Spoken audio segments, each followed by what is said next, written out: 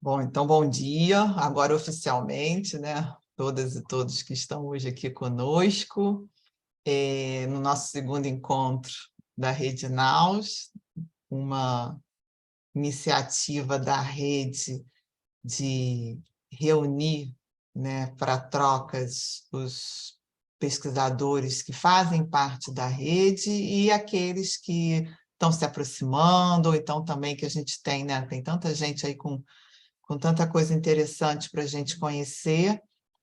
Então, a proposta é que a gente tenha esse espaço para fazer essas trocas, né, das nossas pesquisas, nossos projetos, quem sabe aí costurando coisas para futuro e nos conhecermos um pouco mais em termos de trabalho que viemos desenvolvendo, né? Hoje, eu gostaria de agradecer a Thalita, a Carolina e a Maria Rita. E para a Maria Rita que essa iniciativa foi assim, inspirado nos encontros que a gente teve do Intersan, algum tempo atrás, né? Eu falei assim, nossa, foi tão bacana, né? Vamos fazer isso com outras propostas, né, de trabalho. Então, hoje, a gente tem a Thalita, que é Prado Barbosa Ruim, que é doutora em Ciências Sociais, possui pós-doc em Antropologia e trabalha com Antropologia da Alimentação desde 2012. É professora substituta da Unesp, campus de Marília, e é também pesquisadora do GECA, que é o Grupo de Estudos de Cultura, Consumo e Alimentação, um parceiro institucional aqui da Rede Naus. E desde 2017, né, Thalita, e contribui aí com as pesquisas no campo em soberania e segurança alimentar nas capitais de Goiânia e São Paulo. Depois, né, a Thalita ela vai fazer uma apresentação, falar um pouquinho do grupo, do GECA. Depois a Carolina Cadima, que é formada em Ciências Sociais pela Universidade Federal de Uberlândia, com mestrado em Antropologia pela Universidade Federal de Goiás e doutoranda por essa instituição, que também faz parte do grupo GECA desde 2015, vai estar falando um pouco, né, da pesquisa que ela vem desenvolvendo atualmente. A Carolina é pesquisadora da área, então, de alimentação, saúde, cultura, patrimônio e antropologia urbana, né? Foi substituta da Universidade Federal de Goiás e pela UFO, Carolina, é a Universidade Federal de Uberlândia, não é isso?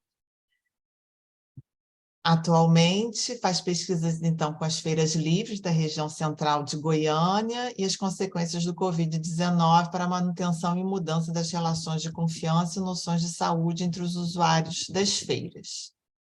E temos como convidada a Maria Rita Marques de Oliveira, para moderar, né, e debater, incentivar aí o debate sobre o tema, que é coordenadora do Intersan Unesp, Centro de Ciência, Tecnologia, Inovação e Soberania e Segurança Alimentar e Nutricional.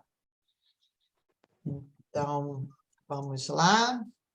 Já deixei aqui para compartilhar. Ver se está tudo certo, Thalita. Bom dia, pessoal, bom dia.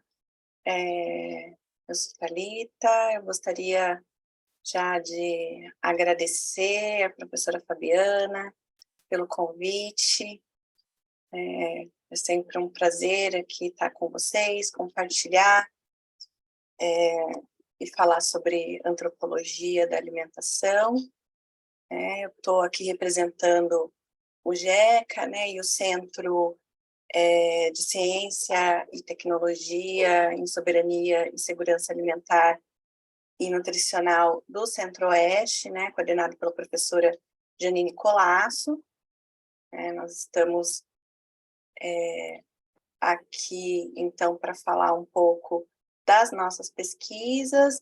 Eu vou compartilhar um material que eu preparei, a gente vai falar, sobretudo, de identidades culturais, né, e consumo alimentar. Então, vou fazer uma introdução, depois Carol vai se aprofundar um pouquinho no tema, né? E agradecer também Maria Rita, que vai debater com a gente. É um prazer estar com você, Maria Rita. Eu vou compartilhar aqui, vocês sinalizem aí se estão vendo certinho. Acho que sim, né? Tá. Uhum. Então, nós somos mais conhecidos como o Grupo de Estudos de Consumo, Cultura e Alimentação, né? O GECA, da Faculdade da Universidade, da UFG, né? Da Universidade Federal de Goiás, né? E a partir do grupo foi que nós construímos o Centro Regional de Ciência e Tecnologia em Soberania e Segurança Alimentar da região Centro-Oeste, em 2018, né, com a coordenação da professora Janine Colasso, e desde então nós estamos desenvolvendo diversas pesquisas, né, como um observatório, então, em alimentação e cultura, né? Um dos nossos principais projetos, né? Aqui eu coloquei a nossa a arte que foi feita, né? Para falar que o nosso tema de hoje é falar sobre um dos temas mais fortes, né? Dos quais nós trabalhamos no nosso grupo, que é identidades culturais e o consumo alimentar, né? Sobretudo a questão do acesso a esse alimento, né? Do acesso da população a esse consumo, né? Como as pessoas acessam determinados produtos, como as pessoas acessam os alimentos considerados saudáveis, né, por exemplo, e é disso que nós vamos conversar um pouquinho, né? E para vocês entenderem como a gente conversa, né, e dialoga no nosso grupo, né, nós temos esse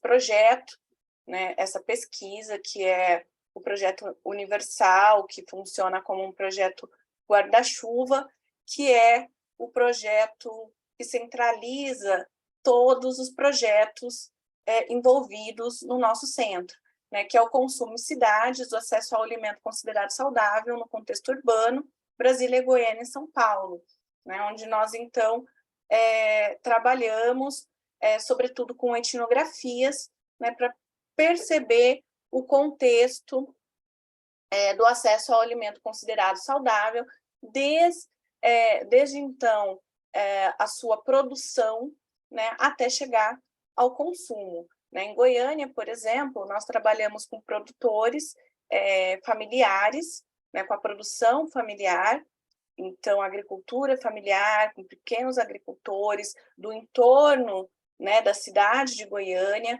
né, e como esses produtos chegam à cidade, né, como eles são comercializados, como eles chegam na mesa dos consumidores, né, como, então, esses produtos são valorizados, como são feitas as feiras livres, né, as feiras chamadas orgânicas ou as feiras chamadas dos pequenos produtores rurais, né? Como que essas marcas ou esses nomes vão chegando à população, né? Como que esse acesso vai ocorrendo, sobretudo nesse contexto da pandemia, né? Como que essas pessoas conseguiram lidar com a paralisação, por exemplo, das feiras livres, né? Como elas conseguiram conviver e sobreviver, né, com a venda, né, a continuação da venda dos seus produtos. Então, esse projeto ele vai centralizar todos os outros projetos que nós temos, né? Por exemplo, dos projetos de um dos participantes, né, o Osmar, que trabalha com hortas urbanas, né, em Goiânia também, né, ele faz um mapeamento de toda a cidade de Goiânia, né, onde estão essas hortas urbanas, se elas são regularizadas ou não na prefeitura, né? E ele já constata que não, né? Que elas são irregulares, né? Que elas são invisibilizadas, que esse trabalho não é visto, né? E como essas pessoas, então, têm dificuldade de executar, né? E de comercializar também esses produtos, ou até mesmo de fazer o uso, né? Próprio, né? E de fazer até a distribuição desses alimentos, né? O outro exemplo é a própria Carolina, né? Que vai falar da sua pesquisa nas feiras livres, né? E eu vou falar da minha pesquisa que acontece na cidade de São Paulo com os mercados municipais, né? E o acesso ao consumo também de determinados produtos.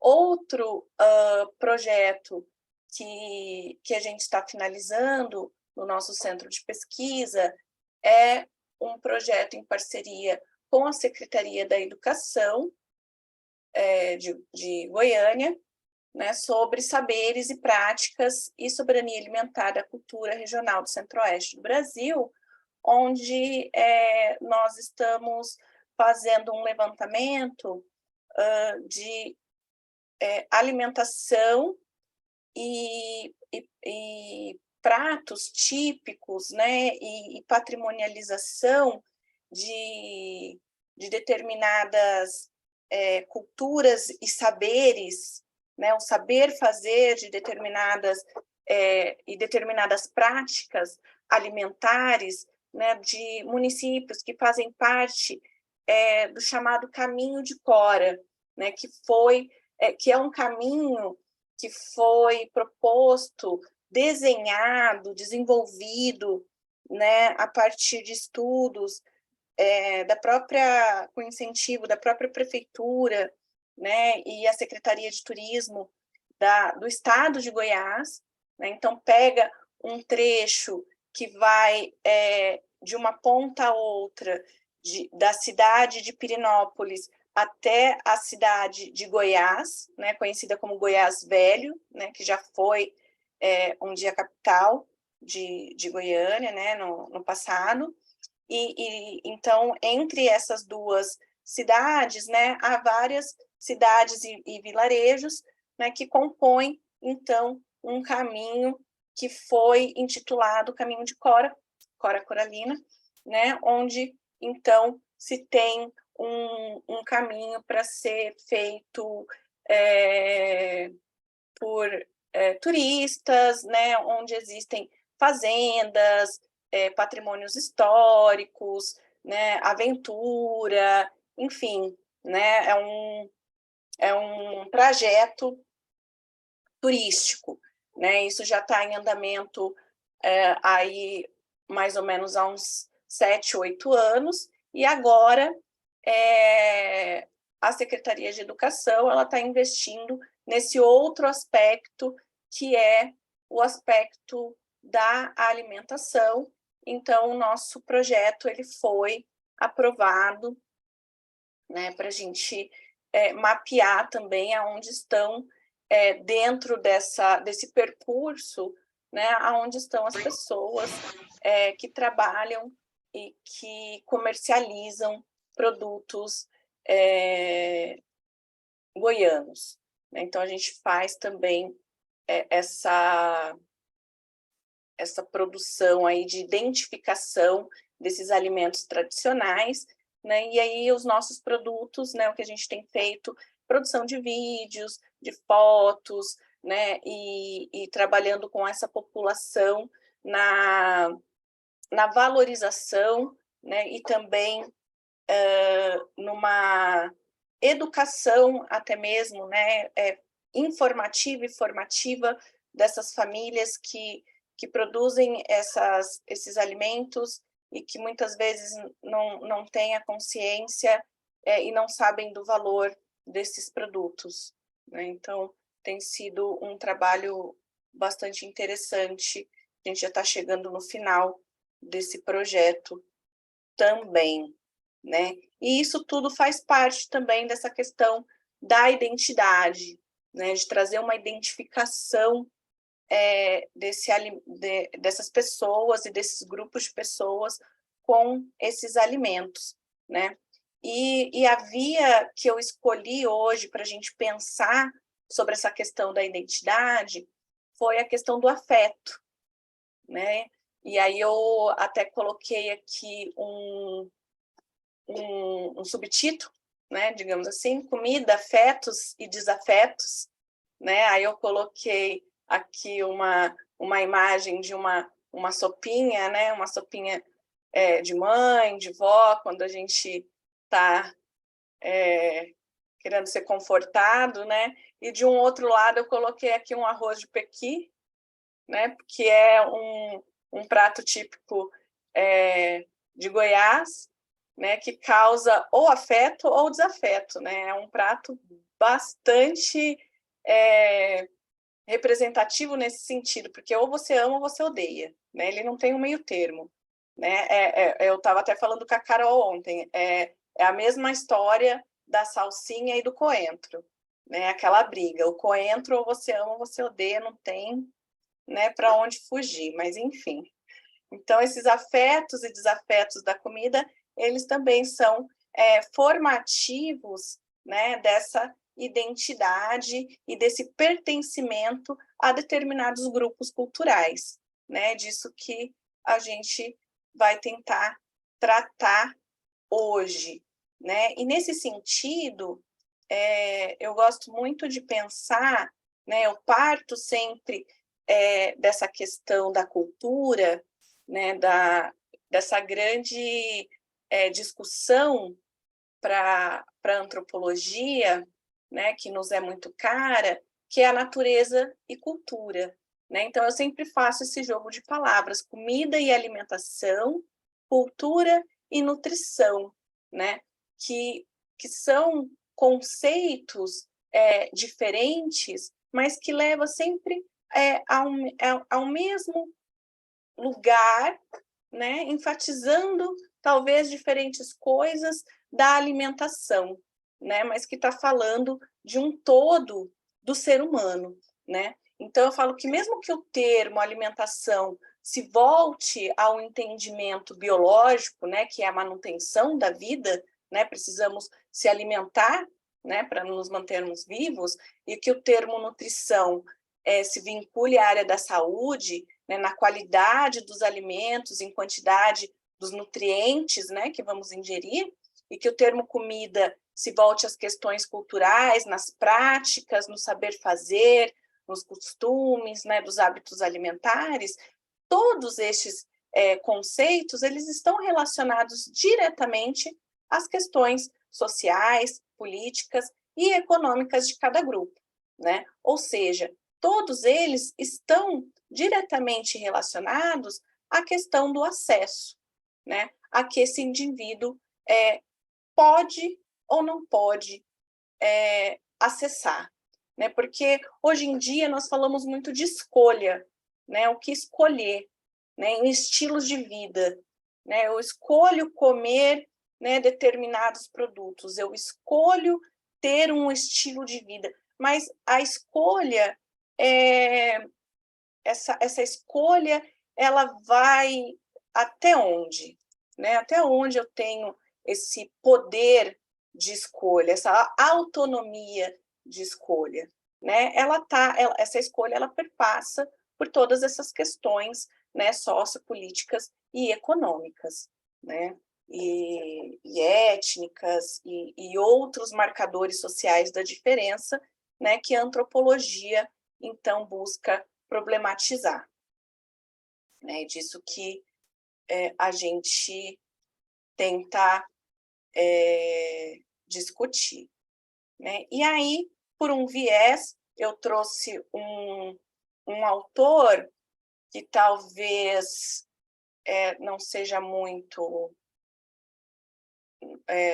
falado, né? Não que não seja conhecido, mas talvez não muito comentado, que é o Le Breton, né? Que ele vai falar, então, dessas emoções, né? Dessas sensibilidades, né? E um um exemplo disso, né? Ele vai falar dos 5 sentidos, né? Eu trouxe uma exemplificação aqui da visão e da olfação, né? Hoje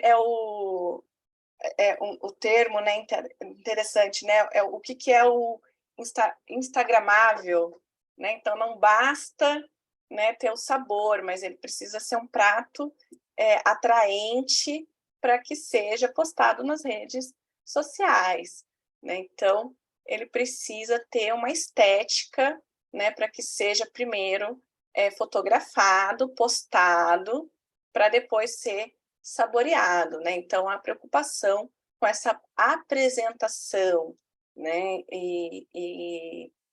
Então essa identidade contemporânea, esse pertencimento a determinados grupos, né? Ela também está não só relacionada, então hoje a gente pensar em noções de, por exemplo, de local, de território, né, de região, de nação, de nacionalidades, mas a gente pode pensar também nesses grupos, né, virtuais, né,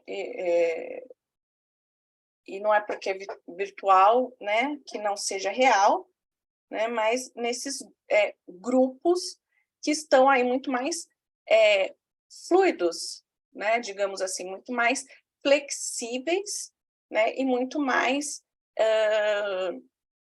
digamos, dinâmicos, né, muito mais fáceis de serem modificados a cada momento, né? Então, como ele fala, essa fruição, né, do olhar, né? Então, aonde você troca de grupo, né, a partir do que te agrada ou não, né? Então, a comida ela está indo para além do sabor, né? Mas ela tem que ter essa estética, né, que vão além dos outros elementos, né? Então é como ela é apresentada, é a louça que é utilizada, né, etc. E aí eu trago essa questão do comer, né, e das suas formas, né, e então de outros elementos que também vão contribuir para construir, né, identidades, né, sexualidade, gênero, a própria, desculpe, as artes, enfim, né? Então, eu coloquei alguns tópicos aqui, e aí eu não vou me aprofundar, é mais para criar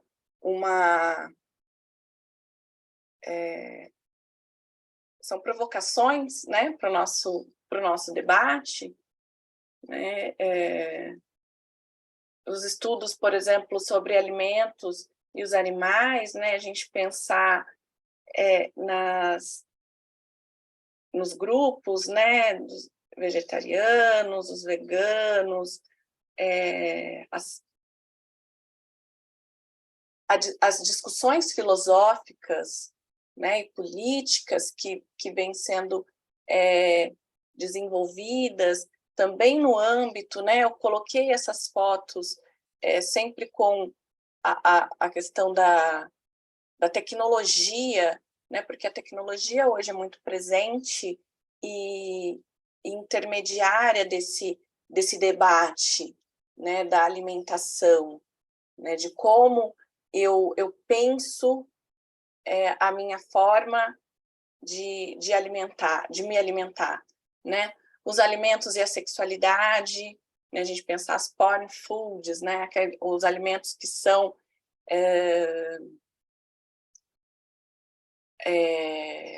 irresistíveis, né? Ou os alimentos afrodisíacos, hoje não se fala tanto deles, mas eles vêm com uma nova roupagem ontem eu estava conversando com a Carol, né, quando a gente estava alinhando as nossas apresentações, e aí ela me trouxe um termo novo que nem eu mesmo conhecia. Eu estava falando com ela daquelas práticas, né, na internet, que há canais, né, nas redes sociais, nos canais, né, nas mídias sociais, que tem a ver com alimento e sexualidade, né, de parceiros que tem a ver com um fetiche, né, de se alimentarem, né? Então há canais que só mostram, né, vídeos, né, de parceiros se alimentando uns aos outros. E aí ela falou também de uma prática, não vou lembrar o nome, Carol, como que é o termo? Né? Ela até colocou aqui, Carol, eu coloquei a foto aqui. Como é que é? Mukbang, ou mukbang. Que são vídeos de pessoas, mulheres, né, na maioria das vezes, mulheres comendo, se alimentando e fazendo barulhos de mastigação. Né? Vejam que coisa maluca, assim, né? E, assim, seguidamente, não acontece mais nada, é só a pessoa se alimentando e fazendo, né, diferentes barulhos no momento, né, da alimentação. Então, são várias coisas a se pensar, né? Uma outra questão que eu venho estudando, que me chama muito a atenção, né, são a questão dos alimentos pós-humanos, né, o alimento do futuro, essa questão da bioética, né, por exemplo, a Fazenda do Futuro, né, que é uma startup, né, em que a Anitta, né, a cantora, ela é acionista, e ela é que faz o marketing, né? É totalmente via internet. Você vê que não tem propaganda na televisão, né? Tudo via internet. Ela que faz o marketing na internet da linguiça do futuro, hambúrguer do futuro, né? E como que cresceu depois que ela comprou grande parte, assim, agora eu não vou saber dizer a porcentagem, mas eu acho que a maior parte é dela.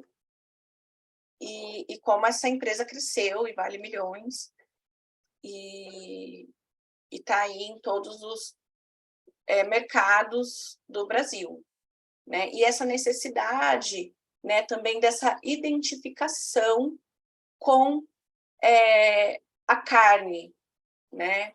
A questão do churrasco, né? Então tem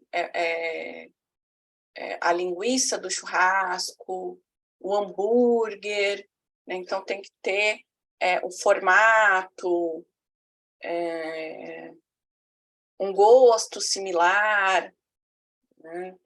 E a questão da bioética no sentido da carne mesmo de laboratório, né? Aí a carne produzida com o DNA do animal, né? Por exemplo, do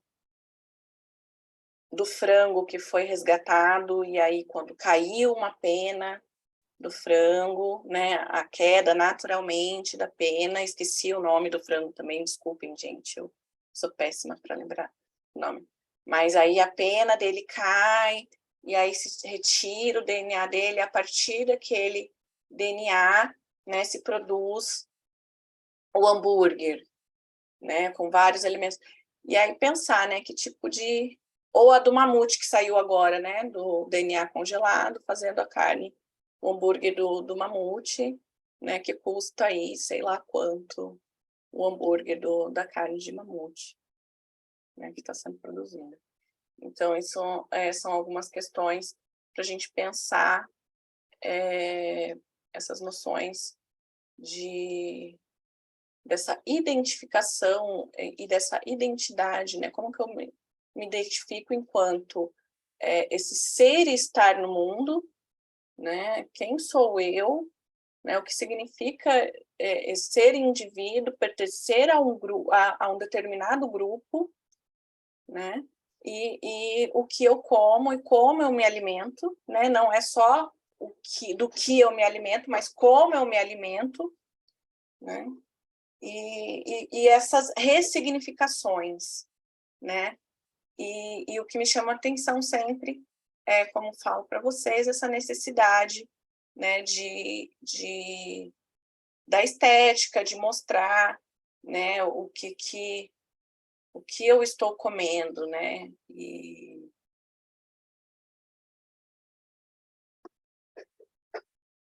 como estou comendo, né? Esse número, esse grande número de programas, né, de televisão, por exemplo, né, de comida na TV, né, e as pessoas comendo, sei lá, um macarrão instantâneo, ou um pão de forma, né, na frente da TV, comendo algum industrializado e vendo aquelas comidas super elaboradas, né, na televisão, assim. Então, será que as pessoas estão cozinhando realmente cozinhando mais em casa a partir desses programas, né? Penso que não, né? E aí essa questão que o Le Breton traz sobre essa identificação, né? E vem dessa socialização, né? Que as preferências, né, alimentares, ela é marcada por essa afetividade alimentar, né? Ela é construída da relação com o outro, né? Então, toda a referência às preferências ou à repugnância em matéria da alimentação é um processo, então, social, né? Depende desse outro, né? Nunca é sozinho, nunca é individual, né? Eu ia falar mais aqui, mas eu acho que eu já me estendi horrores. Eu acho que eu falo demais mesmo. Mas, enfim, o que eu queria dizer, né? O principal, né, é que o sabor e essa questão do gosto, né, está associado sempre, então, a uma história, às formas de saberes, a questão das preparações, né, que são compartilhadas, né, que são, então, passadas, né, de geração em geração, né, como ele coloca aqui, comer é questão de sabor em todos os sentidos, né, do termo, e o gosto é uma postura provisória em face dos alimentos, né, e não um sistema imutável, né? Essa é a grande importância em questões da antropologia. E eu sempre gosto de finalizar com uma frase aqui da minha tese, né, que a comida é uma forma de linguagem, como já dizia Lévi-Strauss, que permite ao indivíduo explicitar sua visão de mundo e o processo de conscientização de reconhecer-se na sociedade, onde comer já não é como outrora alimentar-se, né? Comer é revelar-se, como já dizia Cascudo. Obrigada, gente, e agora eu passo para Carol. E desculpem a demora. Tá ótimo, Thalita. Pena que a gente não tem, né, mais tempo para ficar mais aqui. Vamos deixar as questões para o debate. Carolina, tem algum material para compartilhar? Tem sim. Ficaria horas escutando a Thalita, eu adoro a pesquisa dela. Tem aqui uns fãs aqui dela falando a mesma coisa.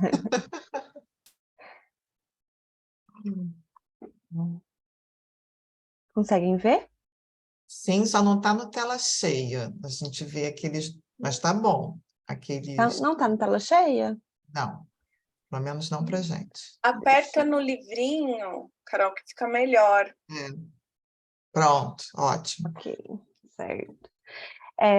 Pessoal, primeiro que gostaria de agradecer muito o convite da professora Fabiana. É sempre um prazer estar aqui com ela. Já é a segunda vez que a gente senta na mesma mesa, né, Fabiana? A outra vez você era minha convidada. É um prazer sempre dividir a mesa com a Thalita, minha amiga de uma longa data aí, uma amiga querida. E agradeço também a presença da Maria Rita, que sempre a gente se encontra em algumas reuniões, vira e mexe, né? Pessoal, como a Thalita trouxe algumas noções gerais de alimentação, como a ideia, né, da mesa era alimentação, pensar um pouco alimentação, identidade e consumo, né? Eu vou trazer algumas noções de consumo aqui para a gente pensar um pouco a alimentação, como a alimentação ela pode ser pensada dentro desse conceito de consumo, que é um conceito muito importante para não só para a antropologia, mas para ciências sociais e inclusive para a filosofia pós-século XX ali, a história. Então, a ideia de consumo é bem importante, e aí eu vou tentar costurar as noções de consumo com a minha pesquisa, que vai falar um pouco sobre as feiras, né? Um pouco não, né? A base da minha pesquisa são as feiras, e a gente trabalha feiras eu trabalho feiras dentro de uma perspectiva muito interligada ao consumo, né? E muito interligada à alimentação também, né? Ao consumo alimentar como um todo. Então, segundo, né, algumas teorias de consumo, principalmente as teorias de consumo como as da Lívia Barbosa, né? Peraí, deixa eu só mudar aqui a forma como eu estou vendo vocês, porque eu não estou conseguindo enxergar minha tela. O consumo está presente em qualquer formato, né, e gênero de sociedade humana, por isso não é um conceito fechado em si, pode abarcar significados diversos, né? E aí o consumo está muito ligado a questões identitárias. Isso me lembra muito o que a Thalita acabou de falar sobre alimentação, né? Quando ela fala o quanto o consumo alimentar ele cria identidades, né? E essa identidade pode estar ligada a gênero, a questões sexuais, a questões étnicas, as questões de classe, né? Então, o consumo ele tem uma gama de possibilidades e a gente pode analisar a sociedade muito a partir da ideia de consumo. Só que quando a gente pensa em consumo, a gente tem possibilidades diferentes de pensar sobre esse conceito, porque se você pensar muito, por um lado, ligado à ideia de uma cultura de consumo, a gente acaba caindo um pouco numa noção de cultura de consumo de massas, né? E aí, o que seria essa cultura de consumo, né? Cultura de consumo e a expansão, né, da produção seria um processo de expansão da produção capitalista de mercadorias que está muito ligado ao processo do início do capitalismo, desenvolvimento, né, da indústria e tudo mais. E isso está muito conectado a uma vasta acumulação de cultura material, como bens, locais de compra, como shoppings, supermercados, feiras e outras formas de consumo no geral. E o consumo em si, né? Além disso, o consumo vira ele mesmo um aspecto do lazer. E aí a gente pode fazer referência de novo ao que a Thalita falou mais cedo, porque a ideia de lazer, a alimentação, ela também está muito conectada à noção de lazer, né? Tanto que, algumas vezes, a ideia de um comfort food, ou às vezes de eu tenho direito a esse alimento, né? Eu tenho direito, eu trabalhei muito, eu tenho direito a me divertir, e normalmente a diversão está sempre conectada a um consumo alimentar também, né? E aí, muitas vezes as pessoas usam as mercadorias para criar vínculos e estabelecer distinções sociais, né? E o alimento, ele está muito ligado a isso. E aí isso também remete ao que a Thalita falou. Quando ela falou um pouco sobre os programas, né? O quanto alguns programas de alimentação, né? Como, por exemplo, MasterChef e tudo mais, cria, né, uma noção de alimento muito sofisticado, enquanto, né, quem está assistindo, às vezes está comendo um miojo, né, em casa, um pão com manteiga e tudo mais. E né, essas imagens, elas acabam criando e estabelecendo algumas distinções sociais e algumas noções de locais sociais, né? E a cultura do consumo também está muito ligada a prazeres emocionais de consumo, né? Sonhos e desejos pensados dentro dessa noção. A gente está aqui pensando através a partir da perspectiva do Firestone, que é um autor que tem um livro bem importante de consumo chamado Consumo na Pós-Modernidade, e aí ele se foca muito nessa noção de cultura de consumo, nessa cultura de consumo pós-moderna, né? Que é essa período de sociedade mais próximo, né? Essa sociedade mais rápida, uma sociedade menos com a identidade um pouco mais fluida e tudo mais, né? E aí, quando a gente pensa, né, nessa ideia de cultura de consumo dentro dessa perspectiva, existe a ideia de produção de consumo, né, que está muito ligada a uma ideia clássica, de economia clássica, que foi muito desenvolvida durante a Escola de Frankfurt, que é uma escola importante dentro das ciências sociais e da filosofia, pensando a construção do consumo, o consumo como um processo de manipulação de massas, né? E aí eu acho que a maior parte das pessoas que fizeram ensino médio tiveram pelo menos um acesso, né, a ideia de Frankfurt, mesmo que não seja das ciências sociais, a noção de indústria cultural e consumo, né, ela é bem trabalhada, né? E esses autores vão dizer que a economia capitalista no pós-fordismo, né, que é pensar o pós-anos 1970, ela acaba criando uma produção e educação mais voltada para o consumo e para o mercado. Isso explica também as nossas novas relações com o mercado, inclusive com o mercado financeiro, né? Como ele tem sido vendido através de jogos nos últimos anos, por exemplo, né? E essa escola de Frankfurt, só para dar uma ideia geral, né, ela vai criar um conceito de indústria cultural, que são técnicas de distribuição e padronização, né, de informações e de cultura, e vão criar noções de gostos muito mais coletivas do que em outrora. E esses gostos coletivos, né, eles não são processos espontâneos, eles são processos criados. Então, nós começamos a consumir sempre a mesma coisa, e essa própria mercadoria passa a ser um processo de controle social. Isso está ligado ao cinema, às redes sociais e tudo mais. E os nossos processos de relação com a alimentação, eles acabam passando por isso. Por exemplo, eu não sei se vocês lembram, mas nós tivemos um período em que a gente usava o conceito de gourmetização, né?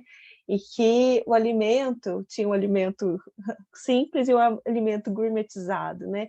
E aí isso criou uma nova noção de consumo, como se pessoas que se adaptassem àquele tipo de consumo gourmetizado tivesse mais poder aquisitivo ou mais conhecimento alimentar, gastronômico e tudo mais. Isso acaba criando, de novo, algumas ressonâncias, né, de classe e tudo mais. E aí, essa ideologia está muito ligada, né, a legitimar seus próprios produtos, e a criação de desejos por produtos que anteriormente não eram necessários, né?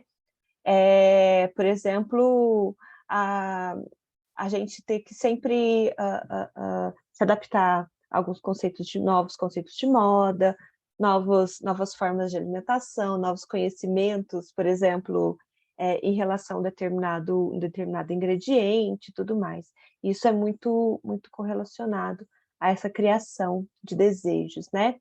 E aí, a Escola de Frankfurt vai dizer que a sociedade ela acaba sendo alienada em si mesmo, e quem, né, produz esses desejos não é a própria pessoa, o seu ciclo, mas a publicidade. Né? E aqui eu dei um exemplo do All-Star, que ele ele está sempre muito presente, né? Principalmente dentro dentro da juventude, né, que ele acaba sendo legitimado como um produto jovem e tudo mais, como um produto descolado, e isso está muito ligado ao seu processo de publicidade, né? E aí, essa noção de publicidade ela está muito ligada a uma superprodução de signos, né? E reprodução de imagens, que resultam na perda de significado estável, né? A gente acaba tendo sempre uma noção de que o novo é sempre melhor, a gente sempre fica, a gente acaba se fascinando por um fluxo infinito, né? A gente pode pensar nas possibilidades, nas novidades, sempre relacionadas ao celular, né? Que eu acho que é um dos exemplos que a gente mais utiliza. Mas quando a gente puxa para a alimentação, a gente pode pensar o quanto, por exemplo, o Brasil ele tem uma capacidade gigantesca, né, de criar sempre inovação com a mesma coisa, com o mesmo alimento, para tentar estilizar e criar uma nova forma de consumo. Por exemplo, a coxinha em vários formatos, né? A coxinha, o sushi de coxinha, a pizza de coxinha e tudo mais, são formas, né, de criação desses signos e imagens que estão sempre sendo reproduzidas e inovadas e tudo mais. Só que essa perspectiva ela é bem problemática, porque ela, para começar, ela é elitista, ela não considera, né, que nós, enquanto indivíduos, como consumidores, nós temos a nossa própria agência, a gente pode escolher não consumir, né? E ela também não leva em conta a perspectiva de consumo como o consumo como um produtor de identidade, né? E aí a gente parte para uma noção muito mais próxima a que eu tomo, né, para a minha tese, que é a sociedade de consumo, pensando a noção de consumo como um processo mediador das relações humanas. Segundo a Lívia Barbosa, que é uma antropóloga muito importante dentro dessa área, ela vai dizer que, independente da carência material de determinados segmentos sociais, sociedades, o fato é que consumir e utilizar elementos da cultura material como elemento de construção e afirmação de identidades, diferenciação e exclusão social são universais. Então, independente do fato de você estar ou não presente numa sociedade capitalista, o consumo ele faz parte do ser humano, né? E isso também se conecta com uma noção muito marxista do trabalho, né? Que é a ideia de modificar o meio em prol das suas necessidades, né? E essa manipulação, essa capacidade que o ser humano tem de modificar o seu meio e consumir esse meio, seja de uma maneira mais predatória, como, né, o próprio capitalismo faz, seja de uma forma muito mais orgânica, né, como acontece com as sociedades indígenas, por exemplo, né? Na ideia de sociedade de consumo, as questões econômicas não estão ausentes, mas elas são uma das questões que estão envolvidas nisso aí. E a gente pode pensar em vários exemplos, né, na literatura antropológica, em que o consumo ele é um marcador importante de identidade, que não se pauta apenas em trocas capitalistas. E aqui eu dei o exemplo do Kula, que é um sistema de trocas muito interessante que existe entre os trobriandeses, que é um conjunto de ilhas que está localizado em Papua Nova Guiné, que foi estudado de maneira muito interessante pelo antropólogo Branislav Malinowski. O Potlatch, que foi estudado por Boas e depois, posteriormente, por Mous, que são dois antropólogos bem importantes, que são sistemas de consumo muito, muito diferentes do que a gente está acostumado. No Potlatch, você se abster do que você tem faz parte de um processo de honraria. Então, as pessoas que, quanto mais elas se abstêm do que possuem, né, jogam fora, na verdade, eles fazem alguns rituais de queima de cobertores, né, no Potlatch. Quanto mais você faz isso, mais honraria você tem socialmente. E a gente pode pensar nos processos das feiras também no Brasil, que não são apenas, né, relações gerais de trocas, mas são relações de fidelidade de companheirismo, de vizinhança, de confiança, e que criam, né, naquele ambiente que é de consumo financeiro também, né, consumo de alimentos, troca financeira, você produz outras relações para além da simples troca de mercadorias. E aí, no caso das feiras de Goiânia, né, a gente pode pensar elas como locais de consumo e laços. E eu amo essa foto. Essa foto aqui, ela foi tirada na Feira Agroecológica, lá em Goiânia. Ela acontece aos sábados, bem de manhãzinha. Ela começa por volta das 5 horas da manhã. E lá em Goiânia, eu não sei se isso acontece em todas as feiras, mas lá é permitido a venda de carne crua, embora não seja permitida a venda de animais, né, de animais vivos, né? E essa relação com a confiança, ela é tão forte, né, que por mais que Goiânia seja um local muito quente, né, a venda do produto tão perecível, ela é muito baseada na confiança. E várias pessoas saem de casas e preferem comprar nas feiras do que optar por açougues ou supermercados como os locais de consumo, né? E aí, dentro das feiras, você percebe uma construção de laços muito fortes, né? Laços afetivos, né? E aqui a gente pode pensar que as feiras, elas constroem fidelidade, confiança, amizade, pertencimento, né? Estar naquela feira, aquele ambiente, ele cria uma relação de amizade. Durante a minha pesquisa de campo, eu pude ver vários casos, né, em que as pessoas ali estavam dentro de uma de uma relação muito mais forte que a relação de troca. Inclusive, teve um caso bem interessante que eu estava entrevistando um senhorzinho que vendia guariroba ou gueiroba, né, que é um palmito bem amargo, para quem não conhece, que é muito apreciado aqui em Minas e lá em Goiás. E ele era o único vendedor de gueiroba, todo mundo ia para lá, só que ao lado dele tem um vendedor de banana. E esse vendedor, ele no dia que eu fui fazer a entrevista, ele não foi à feira, e toda hora alguém chegava, né, para o vendedor de guariroba, falando: cadê o seu Marcos, né? Cadê ele? Onde ele está? E ele foi ficando nervoso, né? Aí ele falou assim para mim, viu, feirante não pode descansar porque eles acham que a gente tem que trabalhar 24 horas por dia, né? E aí a gente percebe que, na verdade, era uma relação de confiança. As pessoas preferiam sair da feira sem a banana do que não comprar com aquele senhor que tinha faltado no dia, né? E isso se estabelece de forma muito interessante, porque, por exemplo, se você vai a um mercado e não encontra arroz, você vai a outro mercado. No caso da feira, isso não acontece, né? Você compra com a mesma pessoa sempre. E o feirante, quando você não vai, ele sente sua falta. Então, há realmente uma noção de uma relação de amizade, confiança e fidelidade, né? Além disso, muitas pessoas vão para a feira para encontrar seus amigos, né? Seus colegas e tudo mais. Então, tem uma relação de vizinhança e pertencimento.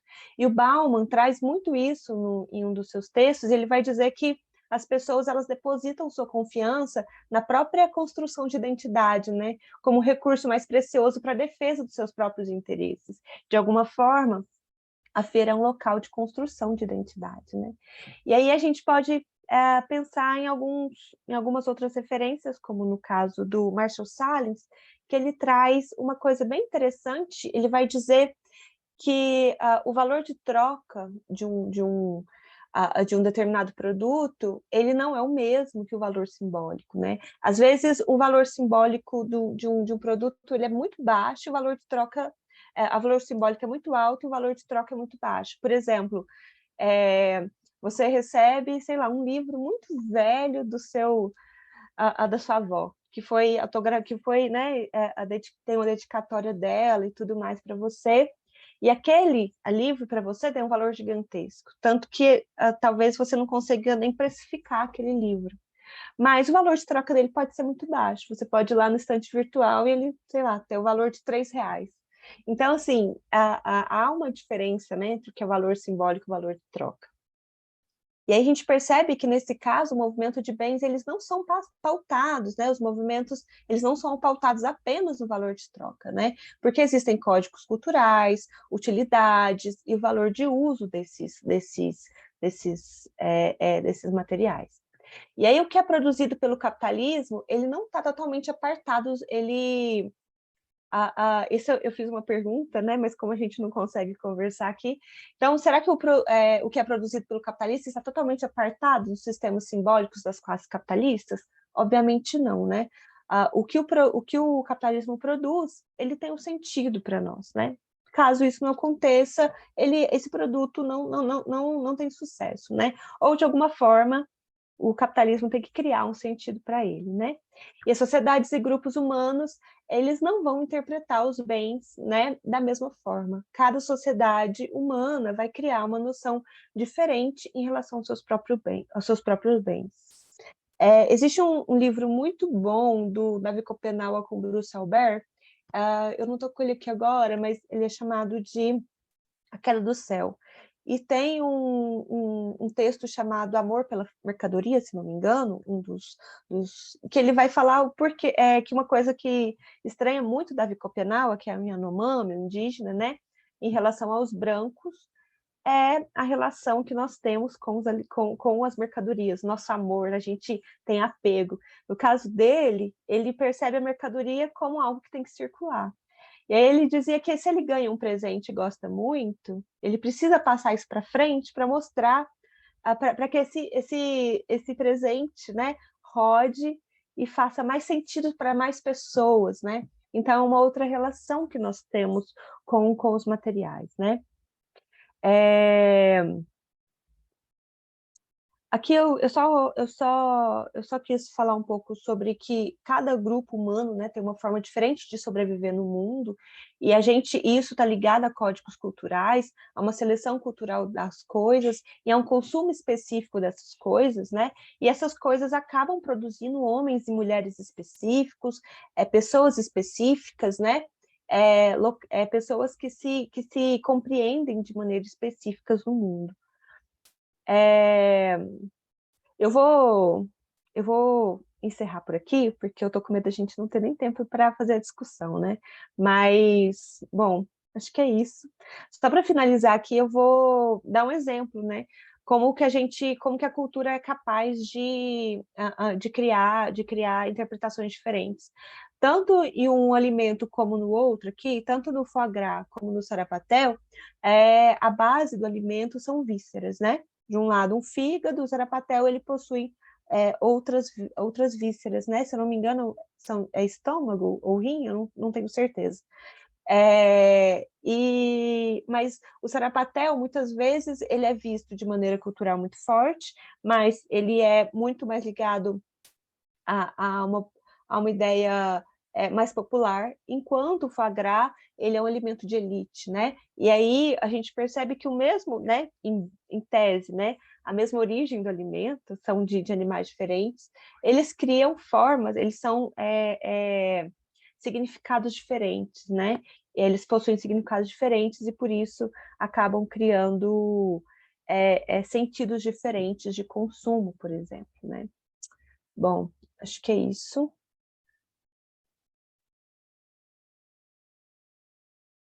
Obrigada, Carolina. Passar a palavra para Maria Rita. Tentei correr, desculpa pela pressa. Não. Gente, são tantas coisas, né?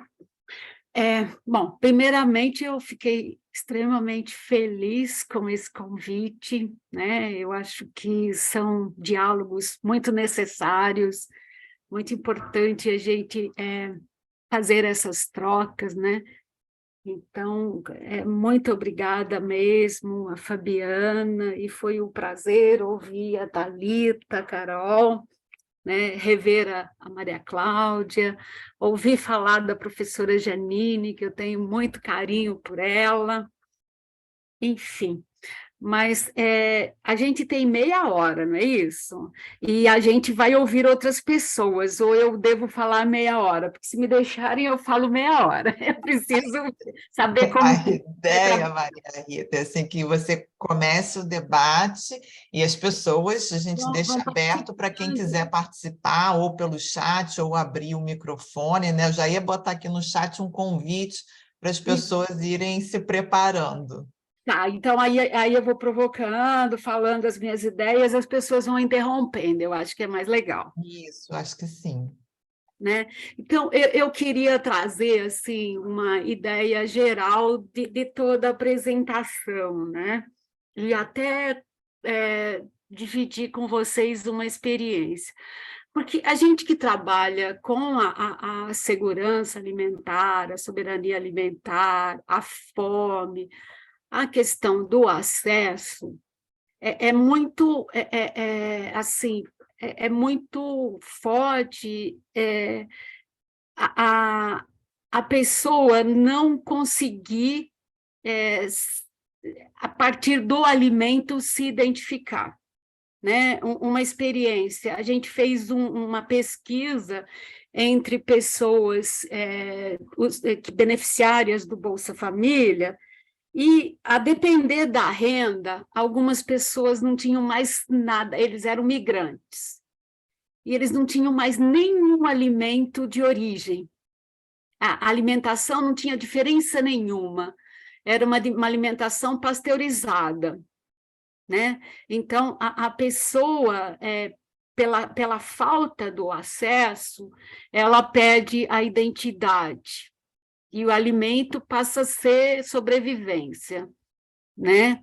E esses desertos, que nos parece sempre, né? Esses lugares invisibilizados, às vezes aparecem para a gente como sendo esse deserto aí, né? A pessoa que não consegue mais encontrar no alimento uma relação de identidade, porque ela come aquilo que é possível. Então, eu vejo essa população mais excluída, né? Esse grupo muito excluído, mas eu percebi um pouco também nas falas a importância de você colocar a luz em lugares que a gente pensa que é esse deserto. A gente tem um trabalho com uma comunidade indígena aqui no nosso litoral, e a primeira vez que eu cheguei lá, eu só vi areia, crianças desnutridas, não vi quase nada plantado, vi assim, muita carência, muita falta, né? Muita ausência. E a gente começou a conversar. Gente, eu preciso mostrar para vocês as fotos da pamonha assada na areia, na cinza, do tipá, das comidas que eles fazem, das coisas. Você fala, gente, precisa colocar luz nesses lugares, né? Então, quando vocês estavam falando ali do caminho da Cora, né? Eu falei, gente, é isso.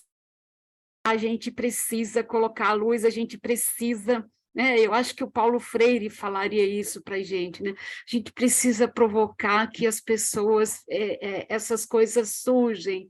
Então, acho que esse é um grande desafio, né? Do acesso à estética, né?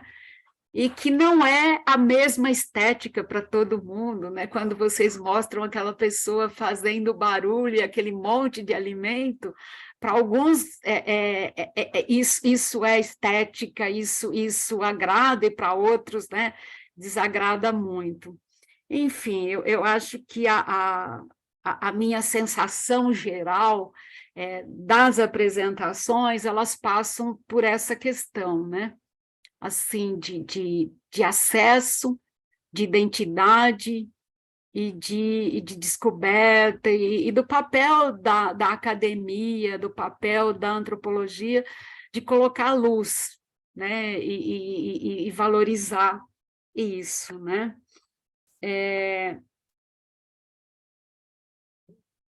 E aí, bom, eu acho que essa coisa do caminho, né, foi uma coisa bastante importante, né, da gente pensar nessas pérolas, né?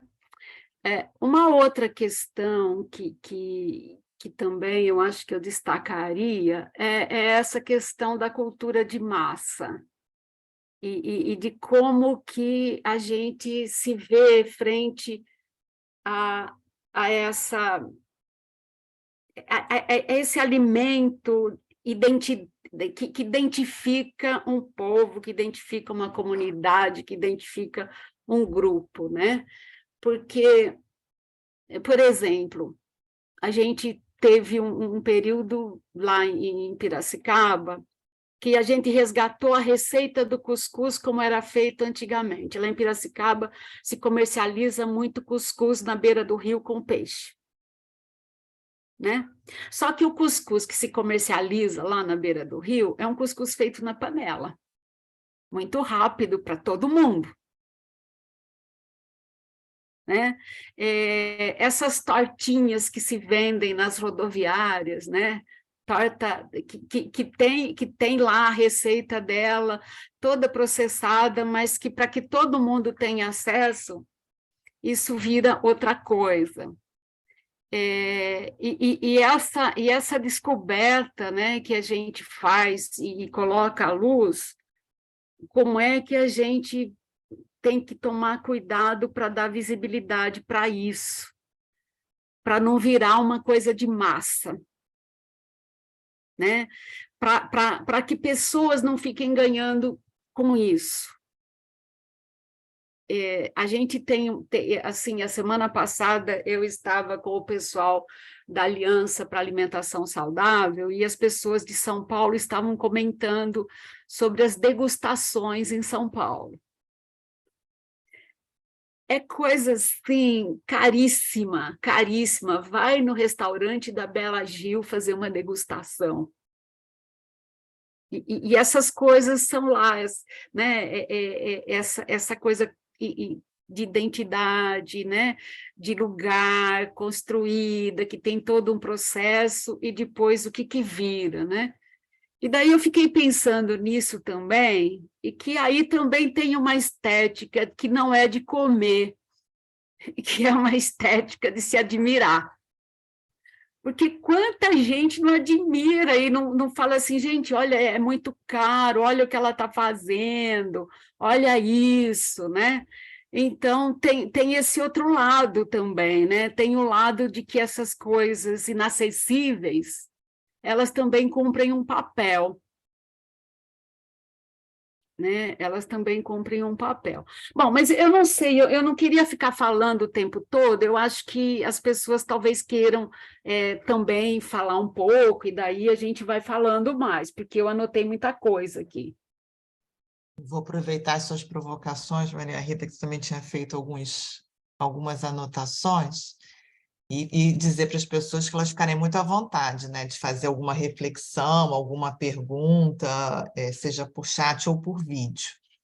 Mas vou trazer, assim, dentro desses dois pontos que Maria Rita trouxe, uma das questões que eu estava pensando, eu não sei se Thalita e Carolina poderiam comentar também um pouquinho mais, é essa questão eu não sei se a Maria Rita quis dizer uma perda de identidade ou uma transformação de identidade, né, nesses grupos mais vulneráveis, quando estão suprindo as necessidades biológicas alimentares, né? E aí poder olhar um pouco mais sobre isso, da perspectiva desses conceitos de identidade, mas também pensar um pouco, que eu acho que traz uma discussão importante, e que a Thalita mencionou também em um dos projetos que ela apresentou, é como que a gente pode estar pensando, né, nesses saberes, nessas práticas, como que a gente pode estar olhando as políticas públicas de segurança alimentar e nutricional a partir dessas perspectivas, né? Como que essas perspectivas e esses diversos projetos e trabalhos que são desenvolvidos, e aí trazendo mais a questão da identidade, poderia estar ajudando a gente pensar políticas públicas nesse sentido, né, de um acesso que não seja um acesso unicamente ao alimento para suprir a necessidade, mas um acesso a um alimento que também esteja trabalhando com essas identidades alimentares. Maria Cláudia já levantou o dedinho Eu aqui. vou só pegar, eu queria só pegar carona, não vou fazer uma Pega. pergunta, não. Queria pegar uma carona e colocar a perspectiva também educativa. Aí no que a Fabiana falou, que eu acho que é bom ouvir vocês, né? Porque acho que Maria Rita fez uma provocação muito interessante, já trouxe uma proposta, né? Quer dizer, a gente tem identidade ligada à alimentação, quando a gente não tem alimentação, e já mostrou que numa experiência dela tem sim. Aí, quando a Fabiana fala isso, eu queria que vocês comentassem também não só a questão das políticas, como a questão educativa, só para enganchar aí. E aí, se der tempo, eu vou no gancho, né?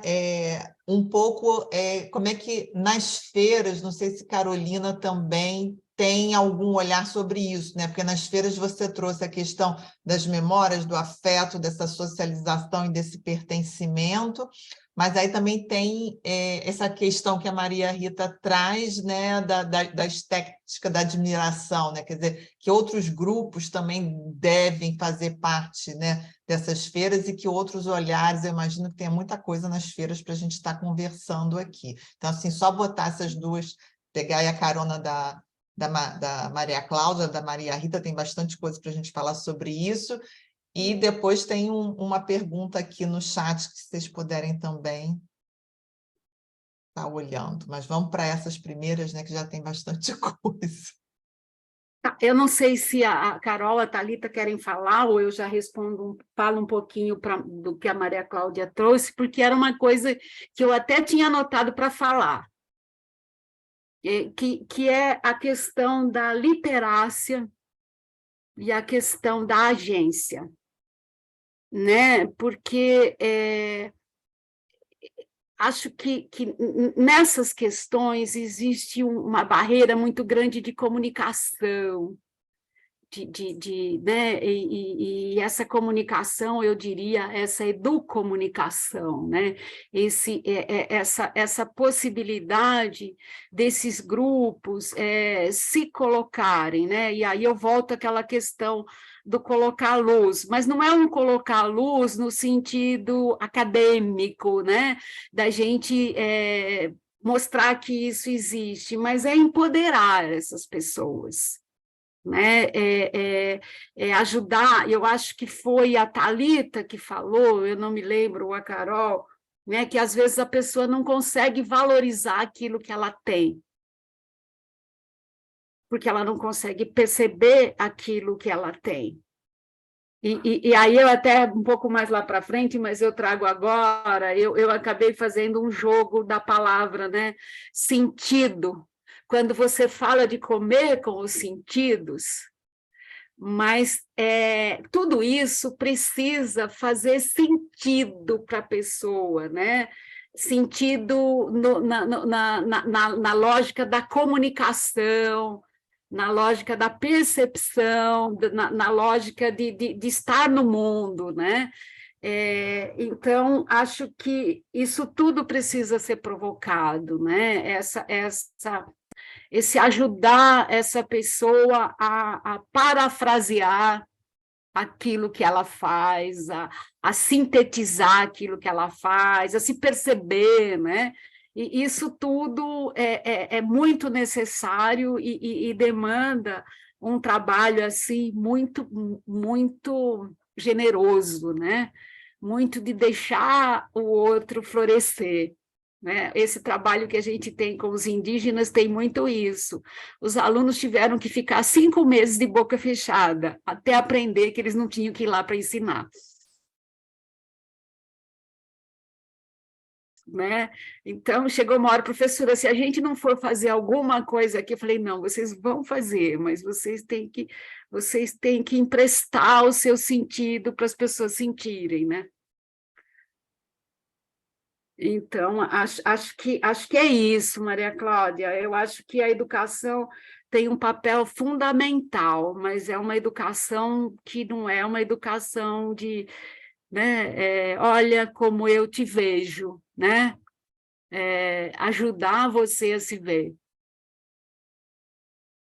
A Thalita botou aqui, levantou a mãozinha.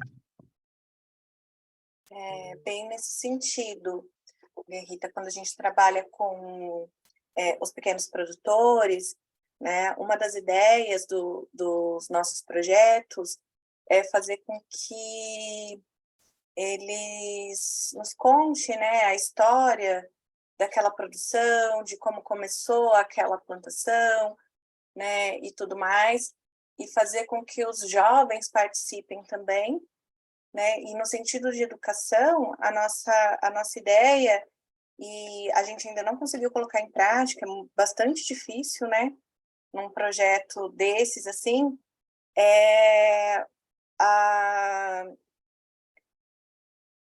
a gravação, né, os próprios jovens, né, produzirem vídeos das suas famílias, né, contando as suas histórias, né, e fazendo a sua, a gente tem chamado de ecomarca, marca social, né, para eles mesmos se auto-perceberem, né, então fazendo esse reconhecimento, né, da sua própria história, de fazer todo esse levantamento de como chegaram até ali, né? Por exemplo, na produção tem muitos que produzem geleia, tem outros que produzem, enfim, eles vão fazendo, não é só o produto in natura, mas muitos fazem bolos, tortas, enfim, eles fazem coisas para trazerem para as feiras também, né?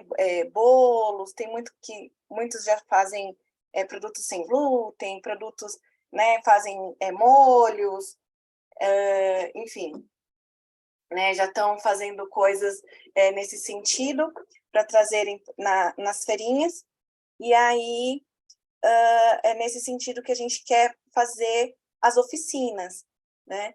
E um dos desafios também foi nesse sentido de nos educarmos também, de, olha, a gente não está indo para ensinar, mas para verificar quais são as necessidades deles, o que eles estão precisando, né? Do que eles, quais são as dificuldades, o que eles gostariam da gente, né? De quais são efetivamente nessa parceria, o que eles querem da gente. Né, porque era bem complicado, a gente fazia as nossas etnografias, mas quais são os produtos, né? Quais são as devolutivas? Né? Como que a gente chega a contribuir efetivamente para aqueles grupos, né? Para aquelas populações? Então, nos nossos projetos, a gente tem chegado a algumas dessas conclusões, assim, a gente tem feito, em alguns foram alguns cursos de qualificação profissional, no sentido de trazer informações sobre embalagens, outros era sobre sustentabilidade, algumas coisas que eles mesmos, né, foram levantando. Mas a gente tem tido bastante sucesso nessa produção, né, de vídeos desses jovens, porque resgata também o interesse desse jovem pela terra e pela sua própria história, né? E dos mais velhos de também resgatarem essas histórias, essas origens, e esse saber fazer também, que muitas vezes vai se perdendo, né? Então, tem sido interessante.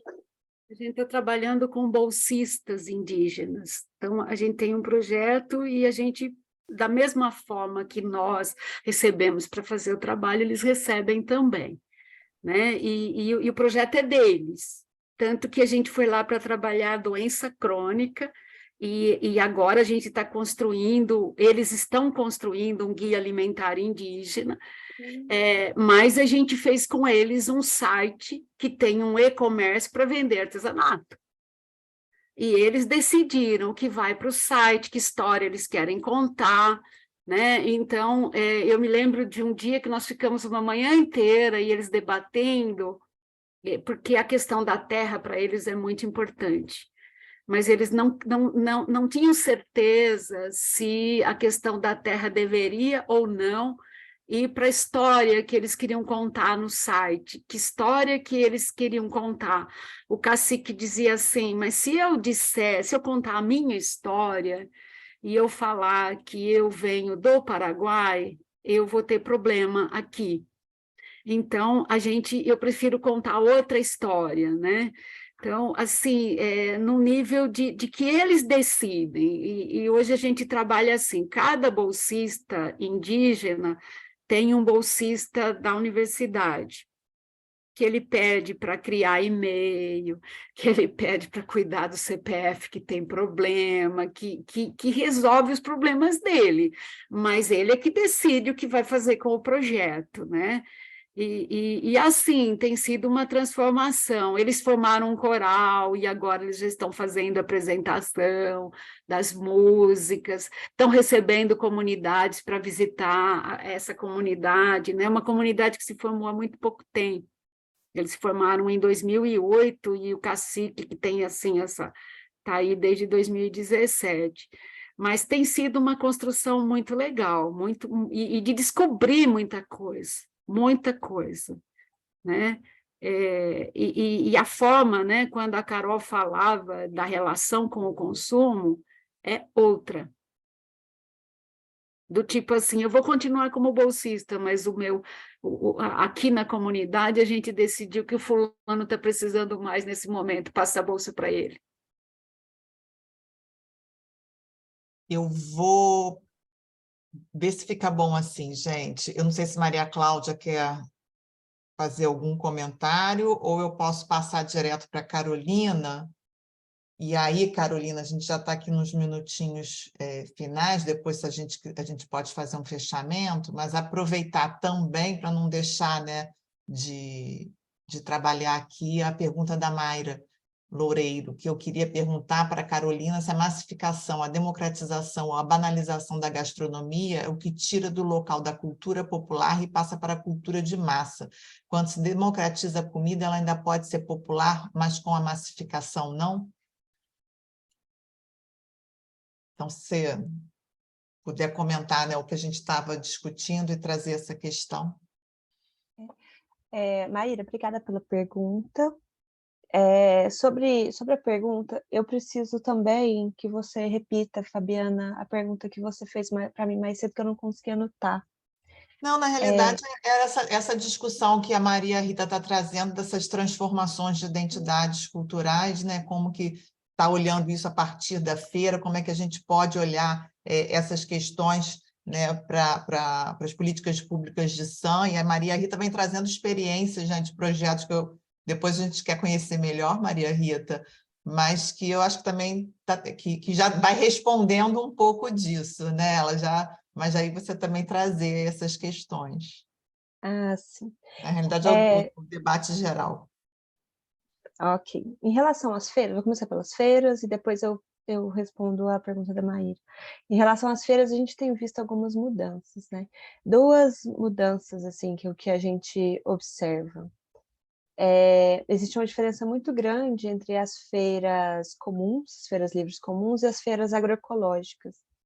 Existe uma feira agroecológica em Goiânia, em que para que você participe, você tem que ser um produtor. Eles, na verdade, chamam de feira do produtor, né?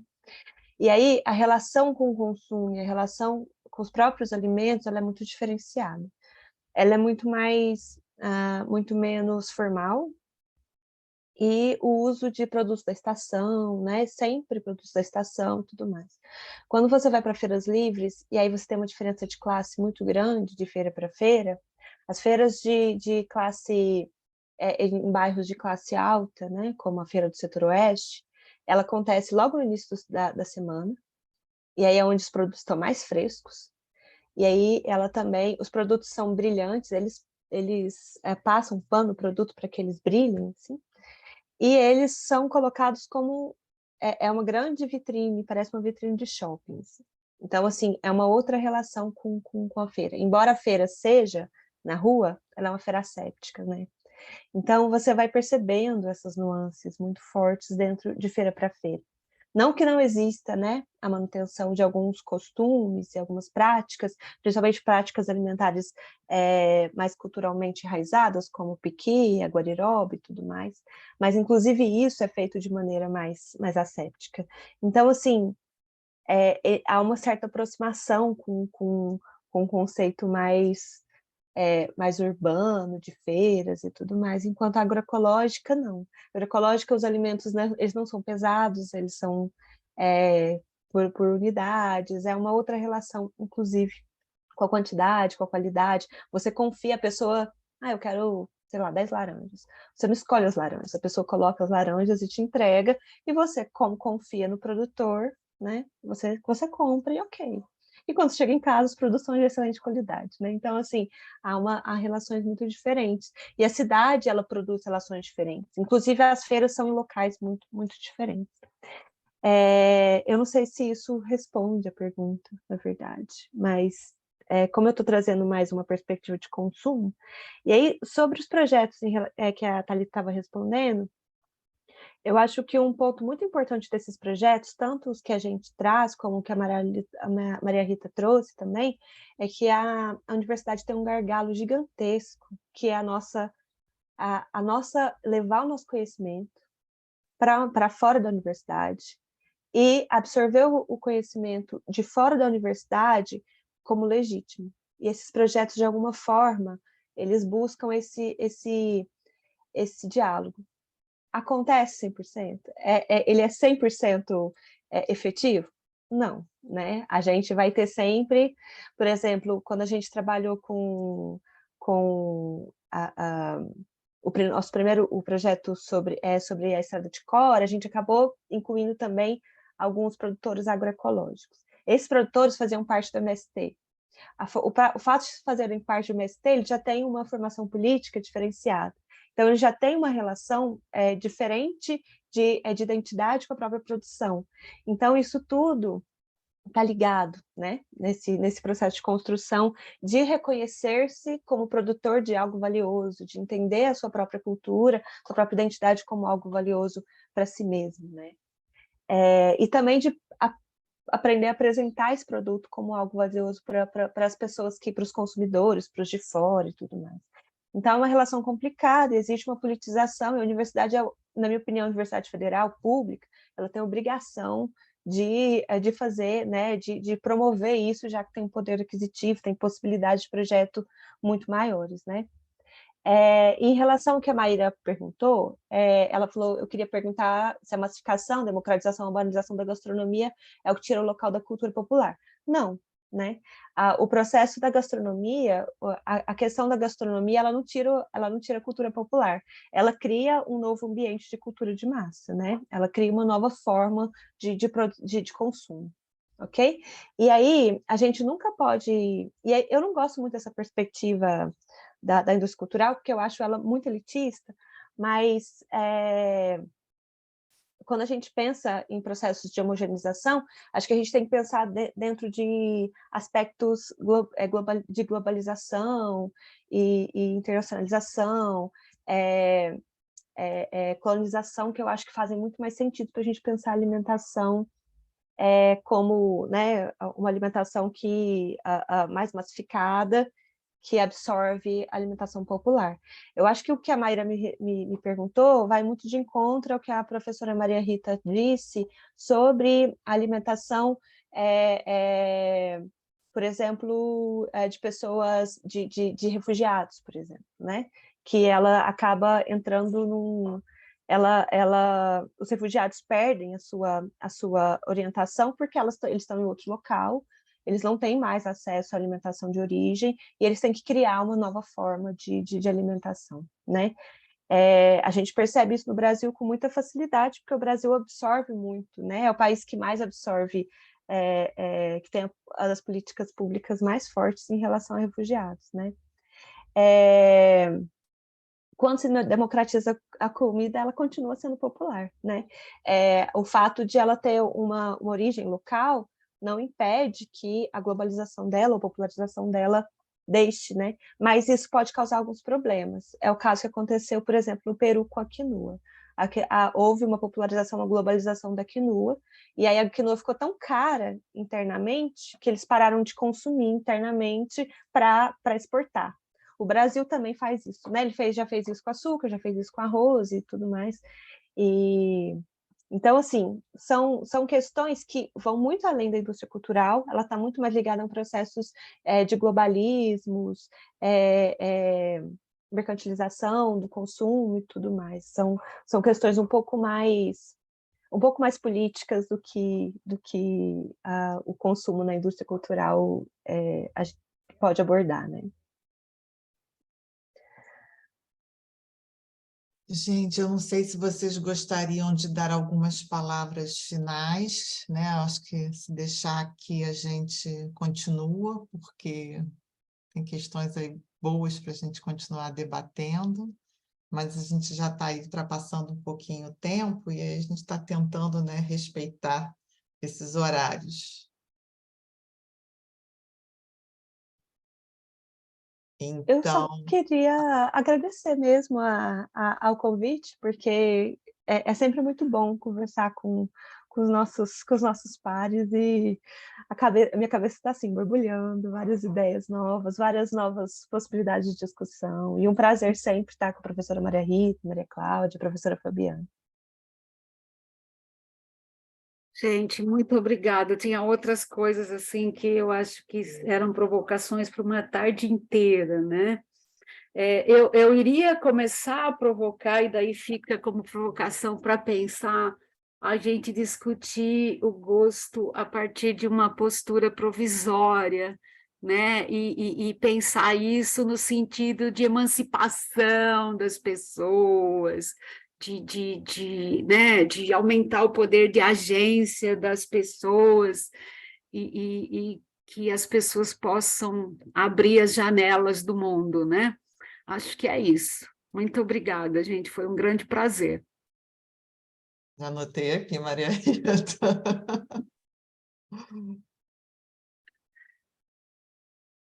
Bom, então, eu queria realmente agradecer, né? Eu acho que é muito bom quando a gente está principalmente em locais diferentes, né? Que a gente não tem oportunidade de estar sempre se encontrando. Então, esses espaços eu acho importante para a gente poder trocar aí, né, essas reflexões, os projetos, conhecer um pouco mais, poder pensar em possibilidades, né? Futuras e as presentes também, né? Então, assim, super agradecer a Thalita, a Carolina, a Maria Rita. Queria deixar um abraço carinhoso aqui para a Janine, né, que nos ajudou a articular esse encontro de hoje. Então, deixo aqui meu registro de um abraço bem carinhoso para ela.